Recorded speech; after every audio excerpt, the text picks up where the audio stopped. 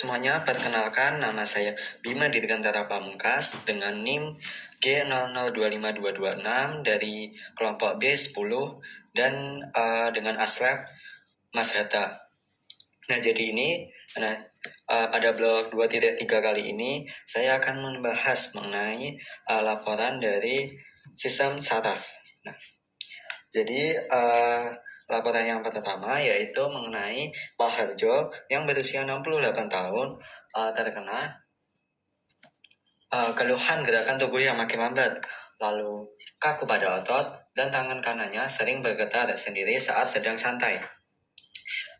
Nah, jadi dokter mendiagnosis bahwa Pak Harjo terkena penyakit Parkinson, yaitu neurodegeneratif yang merusak pusat kendali saraf pusat motorik. Nah, jadi pertanyaan yang pertama yaitu mengenai penyakit Parkinson itu berkaitan erat dengan substansia nigra. Nah, jadi anatomi dari substansia nigra.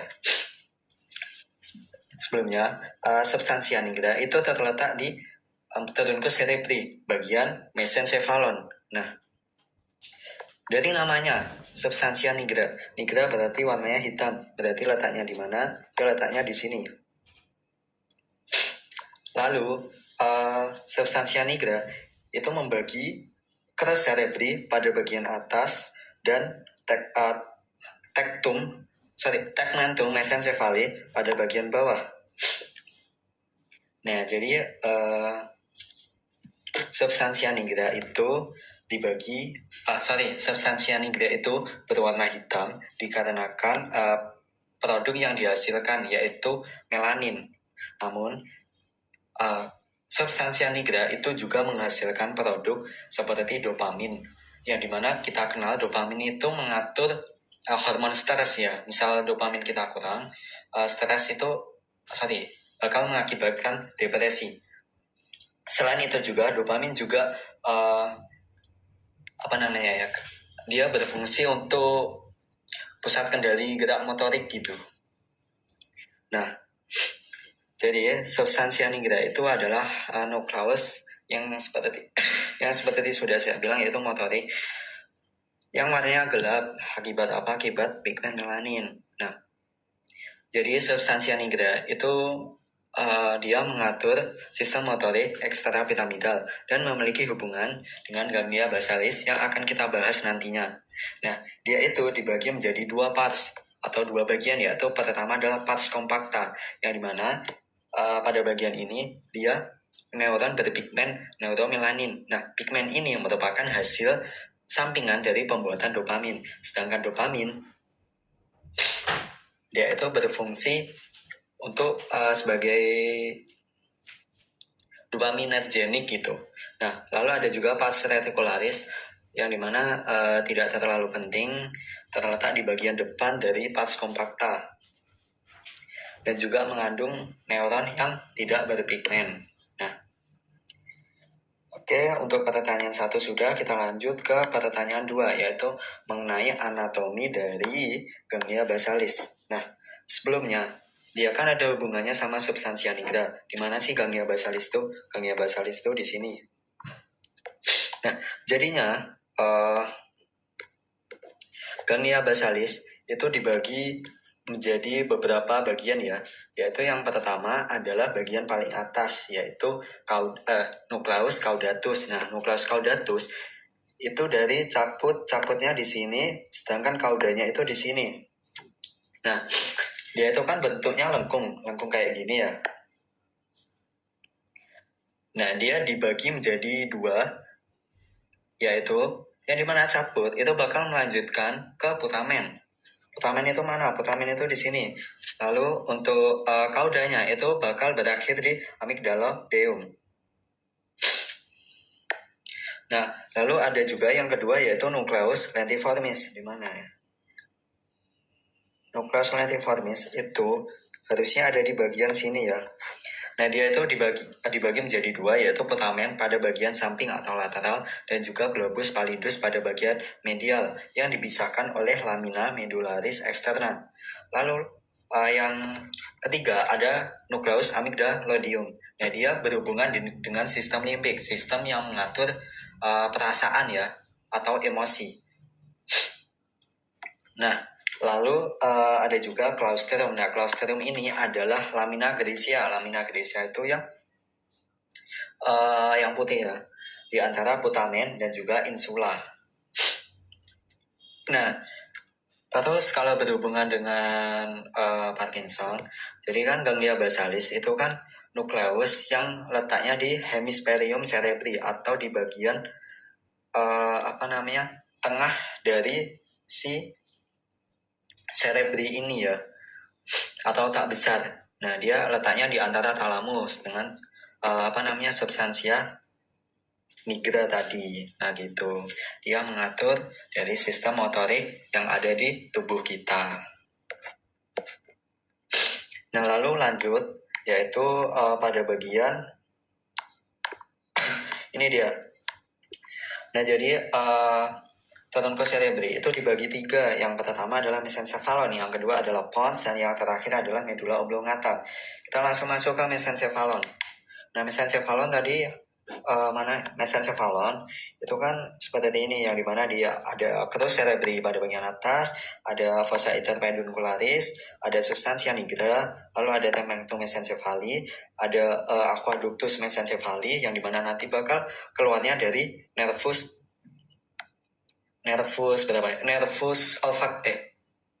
3 oculomotor. Nah, lalu pada bagian ujung di sini ada tectum mesencephali. Nah, kita langsung lanjut di bagian mana tadi? Pada bagian sini ya. Nah di sini kita bisa lihat ini ada pada bagian posterolateral dari si mesencephalon. Nah, jadi ada yang namanya colliculus superior. Nah, colliculus superior itu bakal berhubungan dengan jaras penglihatan, yang dimana nanti bakal berhubungan dengan geniculatum lateral. Sedangkan untuk colliculus inferior itu bakal berhubungan dengan geniculatum medial, dimana untuk jaras pendengaran.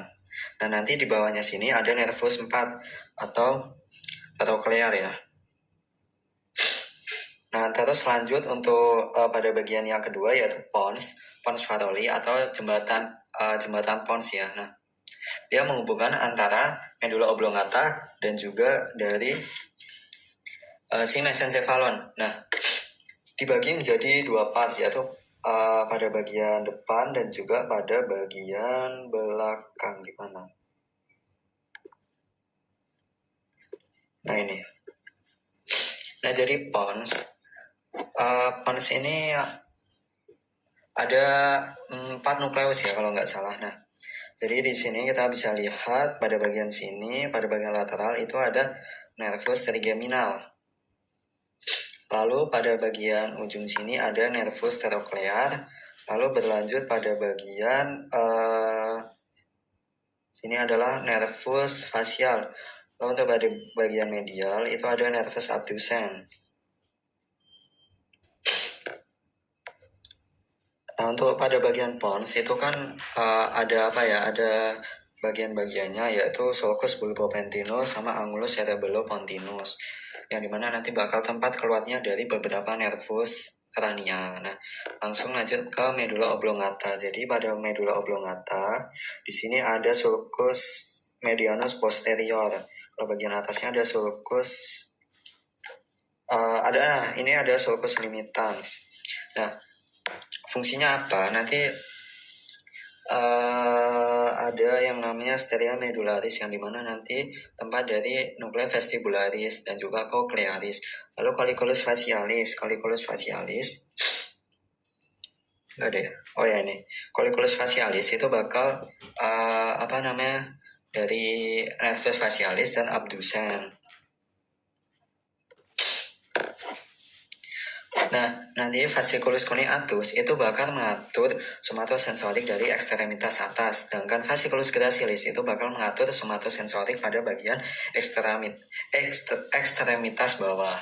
Nah, oke, lanjut yaitu mengenai arteriosus Willisi. Nah, arteriosus Willisi itu adalah pembuluh darah yang mengalirkan darah ke otak ya, dimana dimulai dari pada bagian sini yaitu adalah arteri inferior posterior cerebelli, lalu berlanjut ke arteri vertebralis, dan pada bagian paling gede ini adalah arteri basilaris, lalu ada persabangan yaitu arteri inferior anterior cerebelli, lalu persabangan di sini adalah arteri superior cerebelli, lalu menjadi dua cabang yaitu arteri cerebri posterior berlanjut ke arteri communicans posterior, lalu masuk ke dalam arteri carotis interna dan berlanjut ke arteri cerebri media, lalu berlanjut lagi ke arteri cerebri anterior dan ada percabangan dari arteri communicans anterior.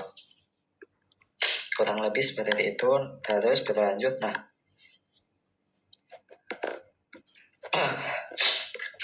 untuk nervus yaitu nervus yang ada di pons, yaitu ada 4 nervus ya, yang dimana adalah nervus kelima atau nervus trigeminus, yang dimana dia keluar dari brasium pontis ya.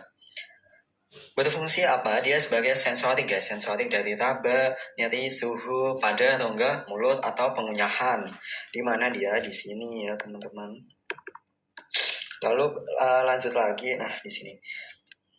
Lalu lanjut yaitu nervus ke-6 yaitu nervus abducens, di mana dia keluarnya dari sulcus bulbopontinus. Fungsinya sebagai motorik dari otot rectus lateralis, yaitu menggerakkan mata ke arah lateral atau abduksi.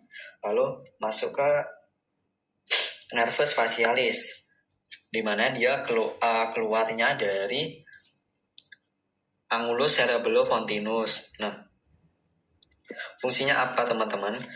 Fungsinya sebagai otot ekspresi wajah terutama, lalu ada juga pengecapan dan lain sebagainya. Lalu ada juga nervus vestibulocochlearis, sama juga dia keluarnya di angulus cerebellopontinus dan fungsinya sebagai keseimbangan dan juga pendengaran. Nah, jadi kurang lebih seperti itu yang dapat saya sampaikan. Terima kasih sudah menonton sampai habis.